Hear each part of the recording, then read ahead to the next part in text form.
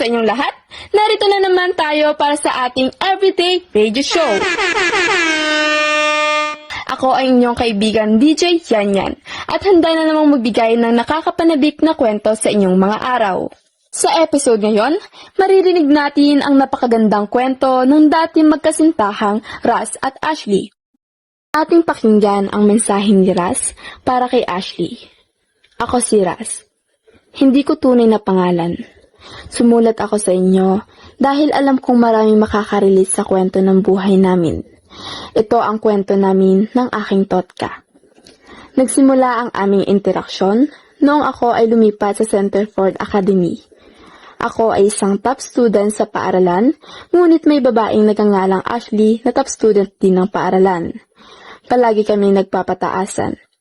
Tuwing may naisasagot ako sa klase ay humihirit ito at lagi may panglaban. Hindi ko alam kung saan nanggaling ang ideya niya na nakikipagkompetensya ako sa kanya. Pero siguro, nagustuhan ko na rin ang itsura ng kanyang mukha kapag nalalaman niyang mas mataas ako sa kanya. Magandang tanghali, CF Shans. Handa na ba kayong marinig ang mga nagtatalastasang mga boses ng magdedebate ngayong araw? Huwag na nating patagalin pa ang paligsahan. Para sa inyong pagdedebatihan, ano-ano nga ba ang epekto ng paggamit ng Artificial Intelligence o AI sa lipunan? Ross, ikaw ang para sa mga benepisyo ng paggamit nito at Ashley, ikaw naman ang tututol dito. Maaari nyo nang simulan ng inyong mga panig. Magandang araw sa inyong lahat. Naniniwala ako na ang paggamit ng Artificial Intelligence ay magdadala ng maraming benepisyo sa ating lipunan.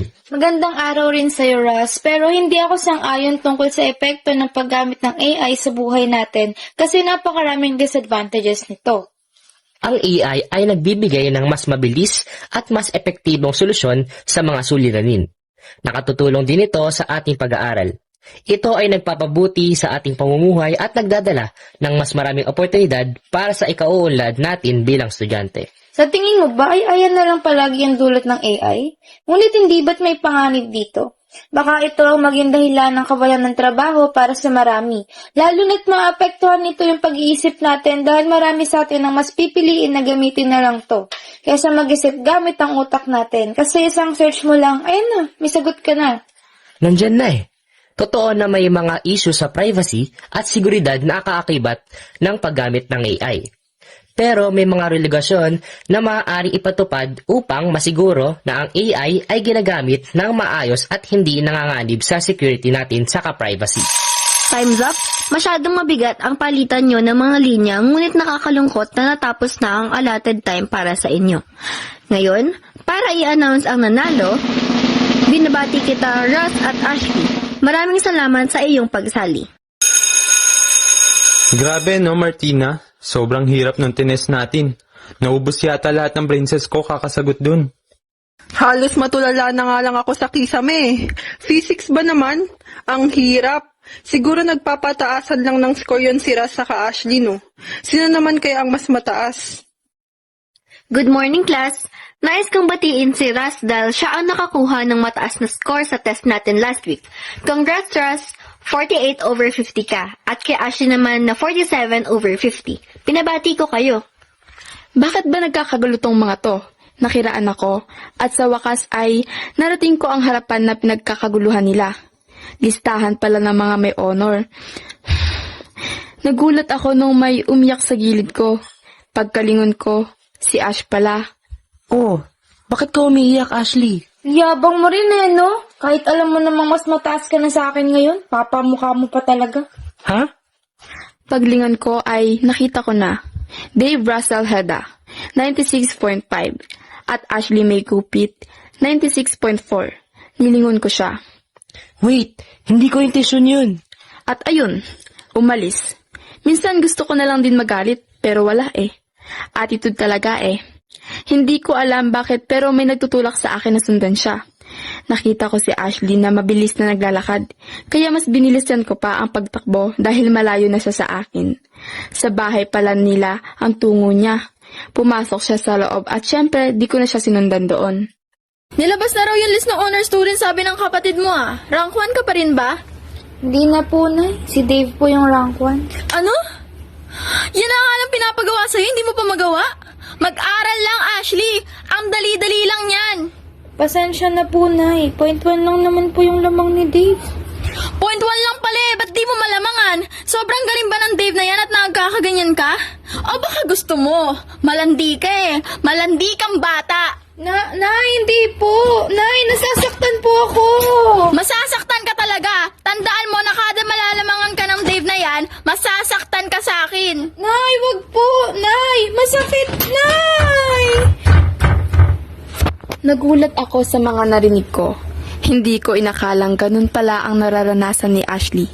Kaya pala sobra na lang siyang madismaya kapag nalalaman na mas mataas ako, na ginawa ko pang biro madalas.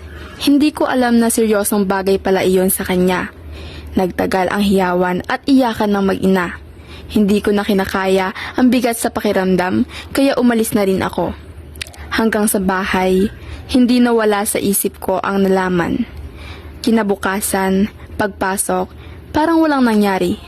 Siya si Ashley na nakikipagtawanan sa mga kaklase namin. Nagsusulat sa notebook niyang puno ng design. Dumating na ang guro namin sa oras na yon. Get 1 for sheet of paper. Write your name and section. We'll have our surprise summative test today.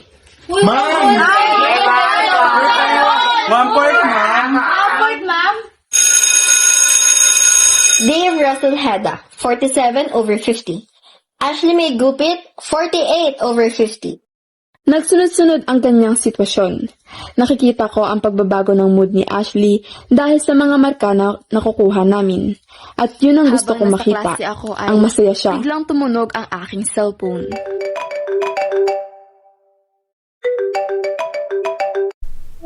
Hi anak, please meet me in Sourdough Coffee and Tomas Morato at 7 p.m. Let's have a quick dinner. Love you! Before mag 7 p.m. ay andun na ako dahil alam kong ayaw na ayaw ni ma'am ang nalilate. Hi, Mom! What's with the random dinner po? And sino po sila? Take a seat muna anak, may sasabihin ako sa'yo. Sobrang clueless ko na sa mga panahon na yon, DJ Yanyan. Kasi ni isang beses sa buhay ko ay hindi ko pa sila nakikita. Sino ba kasi sila? Akala ko namimiss lang ako ni ma'am kasi busy ako for the past few days. Anak, ganito kasi yan. Kailangan natin ng mas maraming shares sa kumpanya. Kailangan natin ma-improve yung kumpanya natin at ang kapalit nun ay ikaw. Anak, para sa atin din naman to. I-arrange marriage ka namin sa anak nila. Maring hindi mo to maintindihan sa ngayon, pero akong nakakaalam sa makakapagpabuti sa pamilya natin. Pirma mo na lang ang kailangan, anak, at ayos na lahat. Bumulong ako sa nanay ko dahil gustuhin ko mang magalit ay nakakahiya sa bisita at ayoko rin namang gumawa ng skandalo. Ma'am, uwi na tayo. Sa bahay na lang tayo mag-usap. At umalis ako dahil sa mga narinig ko. Hindi ko kailanman maisip na gagamitin ako ng sarili kong nanay para sa ikakabuti ng kumpanya namin. Pumasok kami sa kotse ng nanay ko at ni isang salita buong biyahe ay walang lumabas sa mga bibig namin. Pagka-uwi sa bahay, Ma, what were you thinking? Anak, alam mo, ginagawa ko lamang to para sa ikabubuti natin. Ikabubuti natin? Sa natin na ba yun? Kasama ako? Sana kung gaano kabilis mo inayos yung kasal ko, ay ganong katagal mong inisip yung nararamdaman ko, Ma. Ang unfair naman, Ma eh. Naririnig mo ba yung mga pinagsasabi mo sa akin? Nanay mo ako at hindi ako kung sino lang. Mula bata ka, ako ang nagdedesisyon para sa atin. Ngayon ay natututo ka ng sumagot. Ma naman eh, may sarili na akong buhay. Ako ang mag-edisyon kung kailan at kanino ako magpapakasal. umalis ako at hindi pinansin ang pagtawag sa akin ng aking ina. Kinabukasan ay tinext ko si Ashley upang makipag-usap. Good afternoon. Available ka today? Usap tayo. Free naman, saan ba? Sa Brookhaven around 3 p.m. Okay lang? Okay lang, see you. Nauna ako roon dahil hindi ako sanay na nalalate. Nakita ko si Ashley at nagsimula na kaming mag-usap. Good afternoon, Ashley. How's your day? Okay lang naman. Pinapunta kita rito kasi gusto ko makahingi ng pabor. Kami kasi ng mom ko nagkaroon kami ng alitan at inamin ni mama na magkakaroon daw ako ng arranged marriage. Kaya inayaw ko to. Ang pabor ko sana ay ipakita ko sa aking ina na ikaw yung kasintahan ko at mapilitan siya na ipatigil yung arranged marriage. Kasintahan? Nag-iisip ka ba? Di naman ako makikinabang dyan eh. Ba't pa kita tutulungan? Ano kayo pakasal sa babae na yun, no? O, ganito na lang. Tutulungan kita sa mga aril mo at papayag ka na magkunwari para maging kasintahan ko. Kaming dalawa ay nagkasundo sa kondisyong ito. Hindi nagtagal, naging mas mataas ang gradong nakukuha ni Ashley at siya nakakapantay na sa akin. Hoy, parehas na tayo nakukuha ang grado. Konti na lang matatalo na kita. Ako, matatalo mo? Tignan na lang natin. Hindi ko man sinabi sa kanya, pero natutuwa ako nakakatanggap siya ng mas mataas na grado. Hindi ko alam pero natutuwa ako sa bawat oras na magkasama kami para mag-aral. Libre ka ba mamaya? Gusto mo ba kumain? Sige ba, basta libre mo. Kumain kami sa isang restaurant at dito nagsimula ang paglalim ng nararamdaman ko para kay Ashley. Inanyayahan ako ni Ma'am na mag-dinner kasama ang babaeng ipinagkasundong ipakasal sa akin. Inanyayahan ko naman si Ashley na sumama sa dinner upang ipakilala kay Ma'am. Good evening. Free ka today? Dinner tayo. Noted, what time ba? Around 7 p.m. Okay, see you there. Pagkapasok pa lang namin sa fine dining restaurant, naramdaman ko agad ang tensyon na bumabalot sa VIP room. Oh, sino yung kasama mo? Girlfriend ko po, ma'am. Girlfriend? Kailan ka pa nagkaroon ng girlfriend? Matagal na po, ma'am. Alam mo namang ikakasal ka na, di ba? At ikaw naman, hindi mo ba alam na ikakasal ng anak ko sa iba? Alam mo, ma, kung ayaw mo sa mga desisyon ko, kami na lang aalis. Pasensya na po kayo, hindi ko po alam ang pumapasok sa isip ng anak ko. Russell, sigurado ka ba sa mga desisyon mo? Tingin mo may mapapala ka riyan? Sigurado ako, ma! Mahal ko si Ash! Hindi kita pinalaki, pinakain, inalagaan ng ganyan para lang magpakasal ka sa isang hampas lupa katulad niyan. Isang bagay lang ang hinihingi ko sa'yo at hindi mo pa yun maibigay? Sa dami ng pinagdaanan namin, hindi ko inakalang hindi pala kami para sa isa't isa. Nagkaroon siya ng tiyansa para makapag-aral ng libre sa ibang bansa. Nakita niya to bilang oportunidad na maiahon ang kanyang pamilya. Kahit na binubugbog siya, hindi pa rin maalis ni Ashley ang pagmamahal niya para sa kanyang pamilya. Nagawa niyang iiwan ang buhay niya dito sa Pilipinas. Makalipas ang ilang taon, tanggap ko nang wala na talaga akong pag-asa. Dahil ngayon, nakabuo na siya ng ibang pamilya. Hindi nga lamang ako kasama. Grabe naman pala ang kanilang kwento. Sino ba namang mag-aakala na sa isang paaralan mo mahanap ang iyong totga? Mahirap man o mayaman, parehas tayong may pinagdadaanan sa buhay. At sa huli, pamilya mo pa rin ang iyong pipiliin kahit anumang mangyari.